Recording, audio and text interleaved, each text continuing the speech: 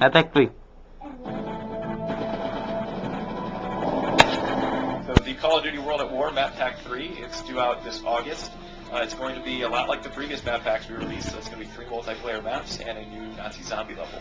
With our multiplayer maps, the multiplayer DLC in Map Pack 3, we kind of took a real good listen to the community, and a lot of what the community was saying is they don't want so many long-range sniper fests, they don't want short-range SMG fests either, so they wanted bigger maps, medium to larger maps, infantry-based again, was to stick away from the vehicles this time.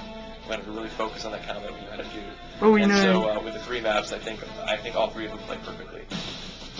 For starters, Breach. It takes place in Berlin. It's going to be Russians versus the Germans. It's a very large map, very wide open, but it is urban. It is there in Berlin. There's a lot of little buildings you can go into, a lot of nooks and crannies and hallways you can get up onto. There's a great amount of verticality. Pretty much on either bases, you're always going to have some sort of a building structure or rooftop that you can get on top of and look over the enemy base. Battery takes place on a fortified island out off the coast of some unspecified international waters. It's not a boat, contrary to some popular belief.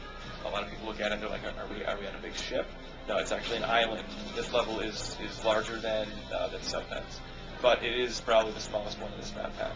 What's really great is rather than having to assault through the front door or through a hallway or corridor into the structure, you can actually many times climb right up the face of this 40-degree angle slanted wall and climb right into the windows. So it creates almost this infinite point of penetration for the players, which is going to keep the team, particularly who's inside the facility, constantly on their toes.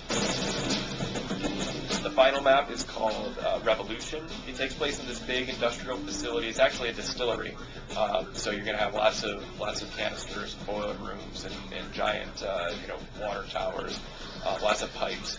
What's great about Revolution is you're going to have excellent sniping positions. So one of the intersections in the map, you have two different roads that you can look down when you're going to be defending your flag. If you're going to be sniping down one road, this side of the street is going to be a flank point that's completely open, and you don't have line of sight to that. So while you have line of sight to one street, your line of sight's broken on the other. So either you, as the sniper, need to keep sort of going back and forth like a sentry and keeping an eye on both of them, or you have to have your teammate locking down the other street, or go and place your betties or your satchels just in case the enemy tries to flank you.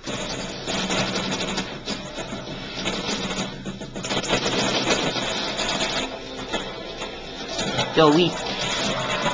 So also in Map Pack 3 is a new Nazi zombie level, Der Riese. It takes place in this, we call it Zombie Factory. It's kind of like Nightfire.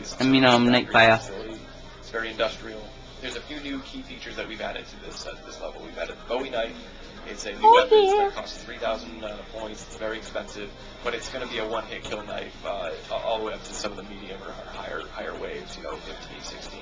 Some bigger features that we've added to the game are teleport machines. We don't just toss it in and you can just run off and teleport anywhere. There's still some objectives to it. You're going to have to link up the teleporters before you can actually take advantage of them. It's going to cost you 1,500 points each time you want to teleport, but it's great. It's a great clutch mechanism if you're ever in a bind and you're completely swarmed. I know we were playing earlier and we were just completely getting overrun, and basically you just say, "Mad Dad, teleport, get out of there." Also, any of our weapons, I think it's 16 upgradable weapons now. You're going to be able to upgrade with what's called the Pack-a-Punch machine. So you spend your money, you put it in the machine, it comes back out, and now all of a sudden it's going to fire much more explosive rounds, much more damaging rounds. It might behave differently. If you put the VAR in and it comes out, you actually can run faster with it. So now, rather than opening up the mystery box and you get a Car 98 and you go, what the hell is this? I don't want a bolt-action rifle. Well, now you actually don't want to take that. Go right to the Pack-a-Punch machine and see exactly what that gun does now that it's been powered up. We also upgraded the behavior of the dogs. We introduced some hellhounds in Shinruma, and so these dogs, these zombified dogs now, are going to behave a little differently. Before, they would spawn in, immediately lock onto you and hone in and sort of charge the player, but now they're going to spawn in sort of random places around the map. Call of Duty World at War Map Pack 3 is going to be available this August on the Xbox Live Marketplace and PlayStation Store. It'll be 800 Microsoft points or $9.99 respectively.